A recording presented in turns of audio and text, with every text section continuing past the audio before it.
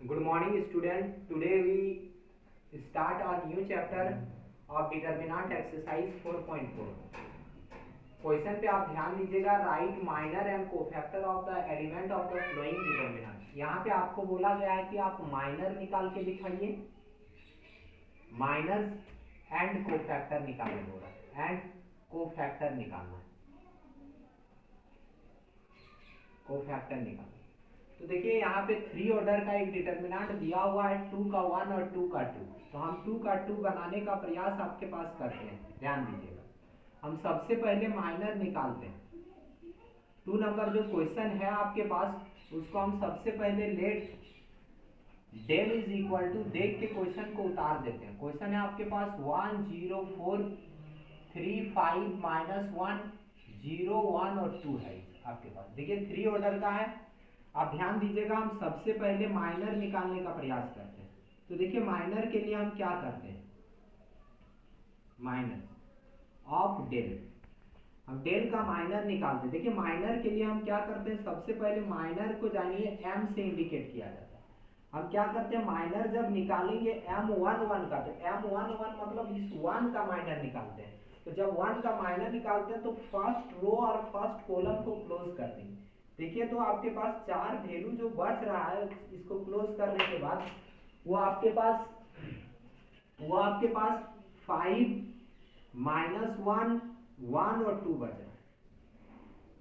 ठीक है, हम क्रॉस इंटू कर देते हैं इसको इससे। 2 5 जा आपके पास 10 माइनस, और यहाँ पहले से माइनस है तो माइनस माइनस प्लस 1 1 जा 1 8 कर दीजिएगा, आपके पास 11 है। इसी तरह माइनर जब A1 2 का निकालेंगे, मतलब इस 0 का माइनर निकालेंगे, तो फर्स्ट रो और सेकंड कॉलम को क्लोज कर देंगे, फर्स्ट रो सेकंड कॉलम को क्लोज कर देंगे। तो देखिए आपके पास फर्स्ट रो और सेकंड कॉलम को जब क्लोज कर दिए तो आपके पास वैल्यू बचा 3 -1 0 और 2। देखिए तो क्रॉस गुना 3 2 जा 6 माइनस, और यहाँ पर माइनस है तो ऐसे प्लस कीजिए, नहीं भी कीजिए, 1 0 जा 0, इसका मतलब 6 में 0 ऐड करेंगे तो 6। इसी तरह हम माइनर निकालते हैं A1 3 का, मतलब फर्स्ट रो और थर्ड कॉलम। देखिए फर्स्ट रो थर्ड कॉलम को क्लोज कर देते हैं, तो 3 5 0 1 क्रॉस गुना करते हैं तो 3 1 जा 3 5 0 जा 0, इससे आपके पास 3 आ गया। ये आपके पास माइनर आ गया फर्स्ट रो। उसी तरह माइनर निकालते हैं 2 1 का, सेकेंड रो फर्स्ट कॉलम। देखिए 3 का minus, second row first column को क्लोज कर देते हैं। देखिए ना, -1 का पावर 3, क्या क्या आपके पास बच रहा है, 0 4 1 2। नहीं ये नहीं लिखेगा अभी माइनर, ये कोफैक्टर में। माइनर में आपको सिर्फ कुछ नहीं करना है, सेकेंड रो फर्स्ट कॉलम बंद कर दीजिए, 0 4 1 2 क्रॉस गुना कीजिए, 0 -4 इज इक्वल टू -4। इसी तरह आप माइनर निकालते हैं 2 2 का, सेकेंड रो सेकेंड कॉलम को क्लोज कर दीजिए, आपके पास बचा 1 4 0 2 2 1 जा 2 -0 इज इक्वल टू 2। इसी तरह माइनर निकालिए 2 3 का, सेकेंड रो थर्ड कॉलम को क्लोज कर दीजिए, 1 0 0 1, तो आपके पास हो गया 1 -0 इज इक्वल टू, ये आपका सेकेंड रो का माइनर निकल गया। इसके बाद हम थर्ड रो का माइनर निकालते हैं।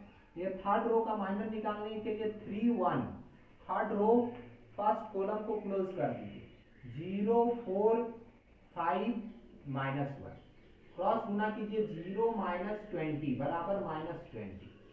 उसी तरह माइनर 3 2 निकालिएगा, तो जैसे ही माइनर निकालिएगा थर्ड रो सेकंड कॉलम बचा क्या आपके पास, 1 4 3 -1, मतलब आ गया -1 -12 बराबर -13। और अंतिम में आप माइनर निकालिए 3 3 का, जो अंतिम माइनर है, तो थर्ड रो थर्ड कॉलम को क्लोज कर दीजिए। देखिए आपके पास जो वैल्यू बचा 1 0 3 5, ये हो गया आपका 5 -0 बराबर 5। तो ये आपके पास माइनर आ गया 1 2 3 4 5 6 7 8 9 माइनर आ गया। जैसे ही आपका माइनर निकल जाएगा, आप कोफैक्टर निकालने का प्रयास कीजिए। ये कोफैक्टर निकालने के लिए ज्यादा दिक्कत नहीं है, माइनर जैसे निकाल लिया आप कोफैक्टर भी निकाल सकते हैं इजीली। देखिए कोफैक्टर आप कैसे निकालिएगा थोड़ा ध्यान दीजिएगा।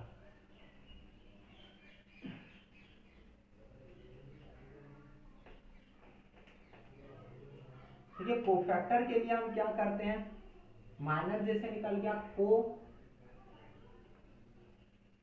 Cofactor of del.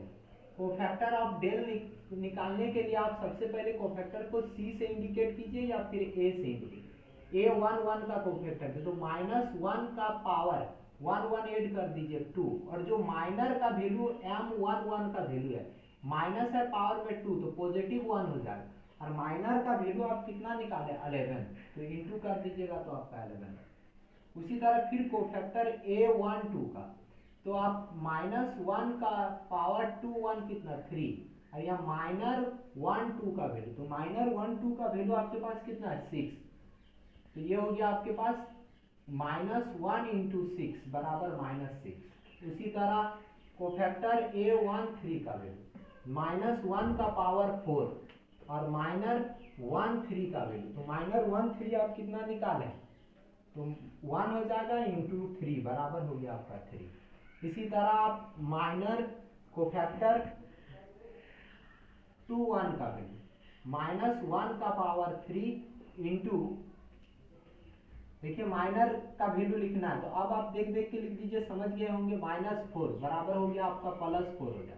उसी तरह A22 का वैल्यू मतलब हो गया आपका 2 2 4 हो जाएगा, मतलब इवन नंबर, इवन में डायरेक्ट समझिए पॉजिटिव होगा, पॉजिटिव होगा जो आपके पास 2 है तो आपका हो जाएगा 2।